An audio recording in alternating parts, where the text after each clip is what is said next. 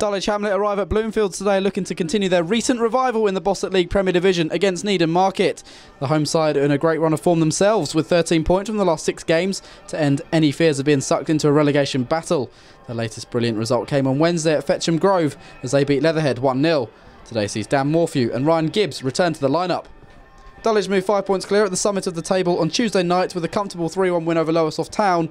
Back in Suffolk this afternoon, they are forced into making one change, with Nathan Green missing out with a broken nose. Tanasha Abrahams filling in at left wing back. Dulwich have failed to win on their 2 previous trips here. Will it be third time lucky today? 2 of the last 3 games here. They lost the last one against Merson, but before that, important win over Burgess Hill. And then before that, at the end of February, beat Margate here. They've drawn against Staines and Hendon in not too distant past as well.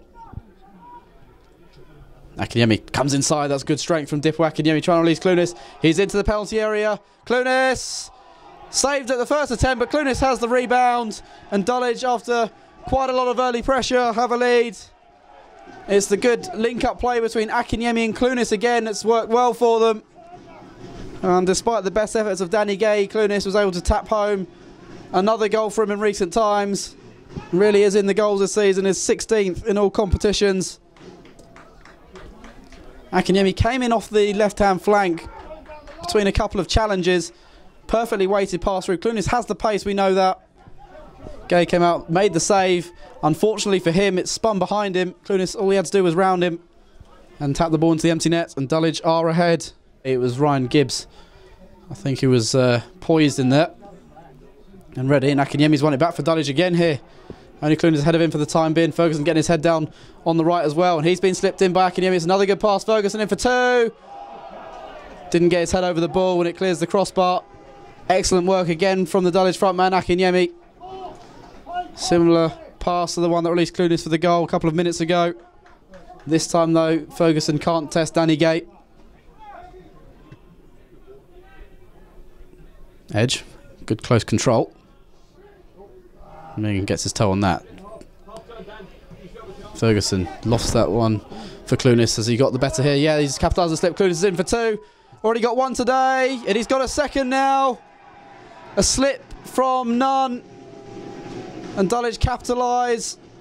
And Clunis has his second in the opening 20 minutes. Not as slick as it was for the first goal. It was a long ball over the top by Ferguson. Clunis trying to bring it down. It was actually a touch from Dan Morphew. Brought it down first. Nunn went to ground, slipped. He seemed to be struggling following him going to ground. But Clunis nipped in. And again, Gay made himself big. This time deflects through his legs for his second goal of the game. Just about did enough there, Dan Morphew. Looked like Akinyemi had skipped away from him, just stretching out a leg and diverted the ball away from the Dulwich front man. Griffiths now. Kamanzi. Edge. Had a pocket of space there. He drives on. Goes for goal. It's a good save by Adai. Gathers hold of the ball. Just trying to find that bottom corner there. Needed the tall frame of the goalkeeper to smother the shot. About as good they created so far, in truth. Needham Market. Needed someone to glance in there. Adai looking for Clunis. Downfield. Sturgis away. Apologies, Jake Dye, in fact. Back, come on. Ferguson, backheel for Beanie. Sliding in was Edge. It's come for Clunis. Kamanzi's been beaten too easy there. Clunis advancing at Dye now. On for Ferguson it comes. Early shot. 3-0. Ferguson on the score sheet again. Dulwich inside 90 seconds of the restart. May well have sealed the points. And Nathan Ferguson, after his long stint without a goal, has scored in back-to-back games. And Clunis, having scored the first 2, has made the third. Clunis turned away from Jeremiah Kamanzi too easily. Jake Dye tried to hold him up, just shifted it to his right to Ferguson. Managed to find some space, and there wasn't much room for him to find the bottom corner. But he's got it spot on there. And it's beyond Danny Gay for the third. And they're seemingly set to stay 5 points clear in the table today. Good afternoon so far for them. Sturgis, I think, will go long this time. He does. Oh, Adai's not got there. It's come for Gibbs. Bit of pinball going on. There's a corner. Taylor left it thinking it was a goal kick. Well, Adai has taken his eye off the ball there. There's a very lucky man, the goalkeeper. And a moment in the first half he flapped it across as well, a free kick. Didn't cover himself in glory. There the youngster. Heath with the resulting corner. I thought about coming, Nunn gets up. Heads wide. Oh, it's another corner, you know. I thought it would have gone straight off the head of Nunn. Needham will stay forward. Oh, great ball forward. Ferguson finds Akinyemi. Good first touch from him. Supported by Beanie to his left. Here is the Dulwich captain.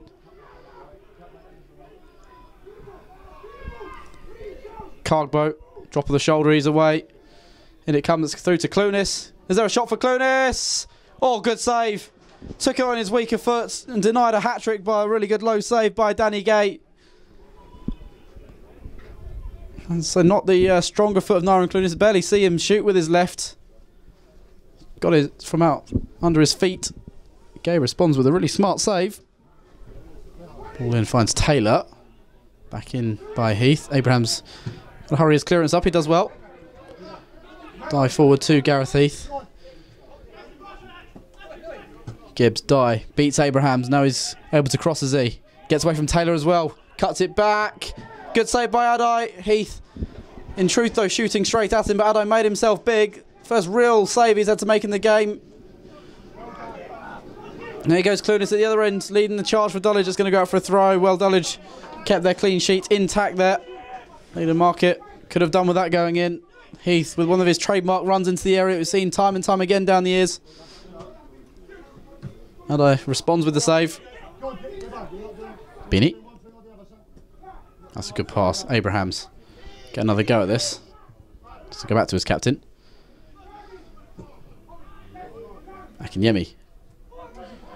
Again, head down and running. Akinyemi driving on. All his own doing. He's into the area all of a sudden. Dippo Akinyemi. Shot is straight at Gay. Akinyemi again though. Good save by the goalkeeper. Clunis. Poked away from him. Oh, how was Akinyemi allowed to get through? He had so much space there to move into. And Gay will be asking his defence that. Edge trying to skip through Achimpong and Weatherstone do enough between them. Could have been more. Akinyemi's been denied and Clunis has as well. Here goes Griffiths. Heath's come close for Needham in the second half as well. Adai made himself big to make a save. Sturgis. Griffiths on the outside this time. Whips in a good looking cross and Abrahams is well positioned with Gibbs coming in behind him.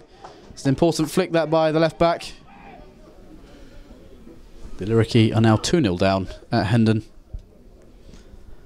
I shouldn't really focus on their results, focus on us. It's hard not to sometimes. Griffiths helps that on. Drops for Ferguson though. Against Callum Harrison, newly entered into the game. Ferguson goes long, Nunn is struggling against Akinyemi here. Ooh, what's an important touch. Akinyemi will retrieve the ball though just inside the area. Flashes across goal for a goal kick. See what he's trying to do, find the far corner. Can't add to his 4 goals he's scored since rejoining the club. Beanie, Cargbo onto Akinyemi, got the touch. Nunn, I thought had caught him there. Griffiths gets away from Cargbo, does he? No. Edge takes over the situation. Is there room for a shot? Yes, there is. Charlie Edge! He was travelling that ball. Sat up nicely for him to take on. Adai looked fairly comfortable that that wasn't going to trouble him though. And came close in the first half as well, the youngster. It was quite an exciting prospect. The Colchester loanee. I've switched off, as I say, crucial times. And you think the Akinyemi chance in the second half, they were just allowed to get through unopposed. No one really closed him down, and all of a sudden he was in the penalty area. Beanie looking for Tomlin. Sits up nicely for Gavin Tomlin. Oh, if a man was going to score from that sort of area of the field, it would be him on the dipping volley. That one, though, doesn't trouble Danny Gate. He's determined to get it, isn't he? Nice little reverse pass there by Sturgis. Now Harrison, as a result of that pass, has space. Beanie's backing off him for the time being. There's a lot of red shirts up at the moment. 5 in the attack, 6 now. Edge back to Harrison. Fancies the long range shot and into the side netting it goes. Adai scrambling across. May well have had it covered had it been on target. Just the wrong side of the post though. Needham were allowed to advance there. Dulwich had committed forward in numbers. Slow to get back.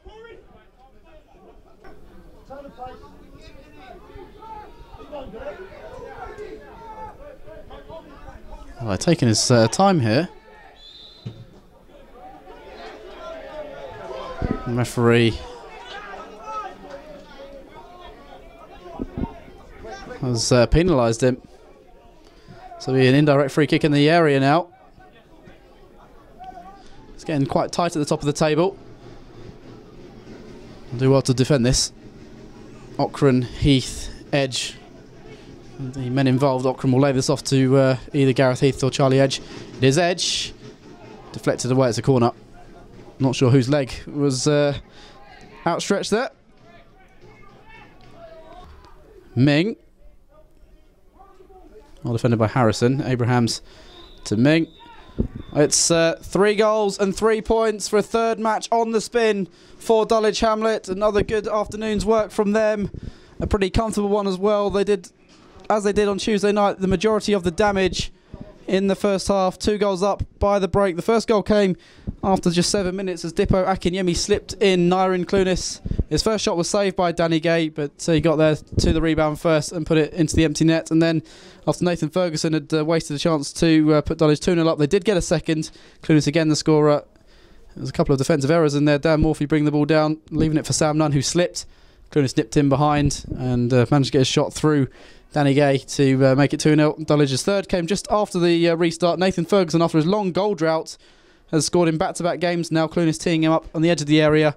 He managed to curl one into the bottom corner. Coriado made one pretty decent save to keep out Gareth Heath. Gay had denied Akinyemi Dulwich fourth goal at the other end. Another good afternoon though for the Hamlet up in Suffolk. Final score at Bloomfields, Needham Market 0, Dulwich Hamlet 3. A great week. Today was very, very good. Our first half was near enough exactly what I want from the boys. We worked really hard from the front, Nyrin and Dippo. The 3 midfield boys, Ibby, Fergie and Beanie worked really hard, and I thought we looked secure at the back as well. Again, like we did on Tuesday, we came flying out the traps. This time we got the earlier goal, and after that it just seemed like we settled down and got into our groove because of that. Yeah, exactly. It's football. Every team needs an early goal. We got an early goal and it just sort of relaxed us a little bit. They still cause us problems, but I thought we made... I think there was only one opportunity in the game where I was a little, oh, that's a good move from them. But apart from that, we contained them very well throughout the game. Our foundation was to look solid, and then when we got the ball forward, we looked to threat. We're very efficient and proficient on the ball as well today, really cutting-edge passing. Yeah, definitely. I think you're right in terms of efficiency, getting the right, passing the ball in the right areas, and then when we had opportunity to maybe have an extra touch, we did that. So our decision making was really good today. As I said, the midfield 3 I thought were good. Dippo and Nyrin very good, and the back 3, 2 wing backs very solid. And their link-up play up front is really starting to bear fruit, isn't it? It is. I mean, the 2 of them do know each other. Dippo's been with us 2 loans now, and this is obviously a permanent player for us now. So Nyrin and Dippo in particular know each other really well, and I think Dippo's match fitness is getting better and better, and as that happens, you're starting to see the type of player he could be, and Nyrin's now got the first for scoring goals, which is great.